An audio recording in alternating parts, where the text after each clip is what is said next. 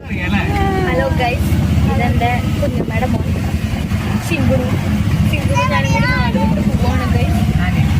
ഇച്ചിരി വൈകിട്ട് എന്താണെന്ന് വെച്ച് കഴിഞ്ഞാൽ സിംഗുണുവിന് സാലറി കിട്ടാനായിട്ട് കുറച്ച് ലേറ്റായി. അതുതന്നെ സാലറി കിട്ടട്ടെ എന്ന് വിചാരിച്ചിട്ട്